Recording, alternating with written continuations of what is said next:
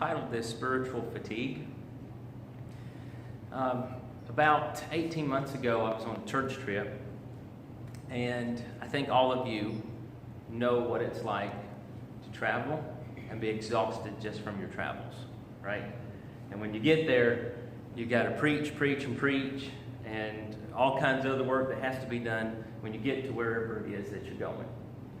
And so if you're exhausted already from the travels and then having to preach on top of that, sometimes every day, sometimes 2 or 3 times a day, you know how tiring it is. All right, so on this particular church trip, there was one evening that I just felt unusually tired. And I mean really unusually tired. I usually don't get to the point that I was that night. So tired that I really didn't want to talk to anyone. I just wanted to go lay down. I even wondered, am I going to just die in my sleep? I mean, I felt that tired.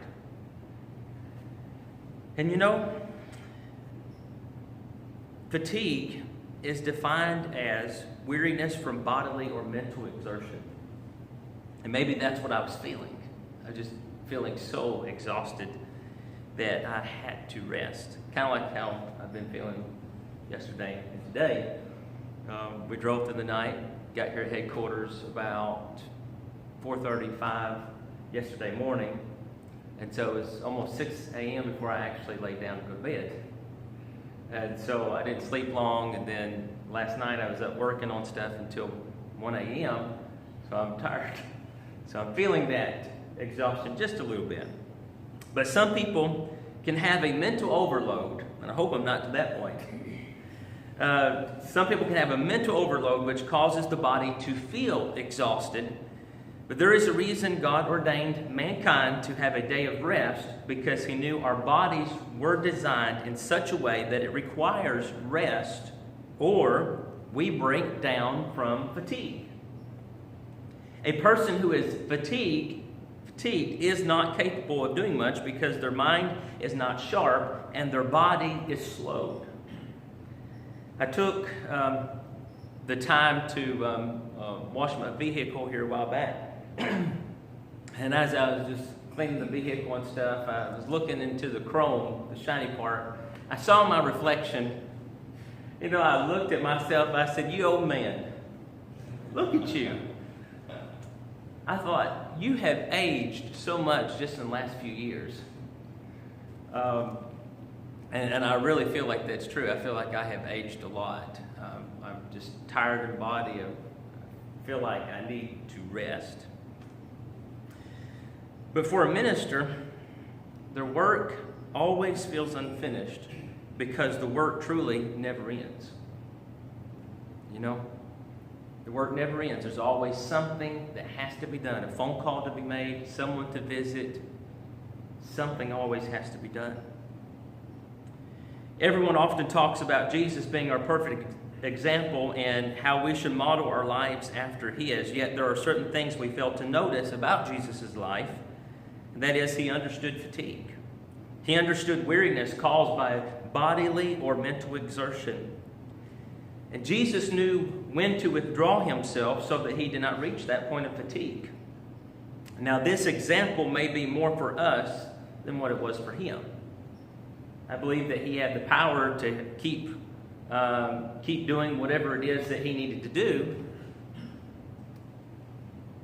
But we need an example.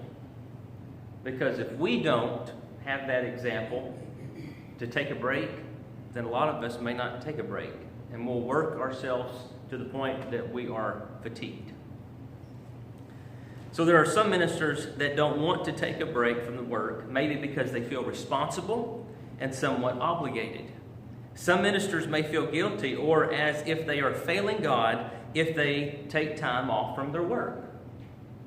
Now, I've kind of felt that way as a pastor through the years. That if I take a few days away and stuff, that when the phone rings and when there's emails that have to be made, that I feel obligated to answer those phone calls and do those emails, even when I'm supposed to be trying to withdraw myself and rest my mind or spend time with my family. So Luke chapter 5, beginning at verse 12, it says, "And it came to pass, when he was in a certain city, behold, a man full of leprosy, who seeing Jesus, fell on his face, and besought him, saying, Lord, if thou wilt, thou canst make me clean. And he put forth his hand and touched him, saying, I will, be thou clean. And immediately the leprosy departed from him. And he charged him to tell no man, but go and show thyself to the priest, and offer for thy cleansing, according as Moses commanded, for a testimony unto them." All right, so Jesus performed this miracle, and guess what happened? People heard about this miracle. Verse 15, "But so much the more went there a fame abroad of him, and great multitudes came together to hear, and to be healed by him of their infirmities." So people just started pouring in to where Jesus was. They heard about what happened to the man that had leprosy, and so they too had needs in their life, or maybe something that they wanted Jesus to do for them. But verse 16 says, "And he withdrew himself into the wilderness and prayed." You have all these people coming, and then withdraw yourself. That's what happened. Multitudes of people kept coming to Jesus, therefore the ministry that was already taking place could have continued. But Jesus pulled away from everyone. It may seem kind of rude to do that, but withdrawing himself was necessary. There are times we have to withdraw ourselves and allow whatever is unfinished to remain unfinished until we are able to get back to it. If we allow ourselves to become spiritually fatigued, then what good are we to those that need ministering to? The definition of spiritual fatigue is this: to be utterly spiritless, to be wearied out, exhausted. You may have good intentions by continuing the work, but if there is no spirit in what you are doing, then it really is to no avail. You see, the work that we do for the Lord is supposed to be spiritual, right? It's spiritual work that we're involved in. And so we need to make sure that what we're doing it in the Spirit. No matter how small or how large it may be that of a job that we're doing. You know, think about this. You may have your calendar full of things that you have to do, day after day, week after week, month after month. But if you get to a point to where you're just looking at the things on the calendar as work, and I've got to get this done and mark it off and get it out of the way and move on to the next thing, get it done, mark it off and move it out of the way, then what good is it that you're doing? There got to a point, the first 2.5 years, I guess, of me doing the VLB work, that I found myself committing to just about everything. And I was going.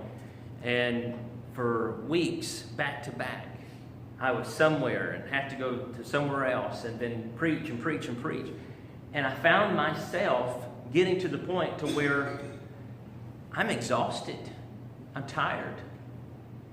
And I needed to withdraw myself, but there comes a point where I couldn't withdraw myself. I had things already on the calendar, things that was scheduled that had to be done.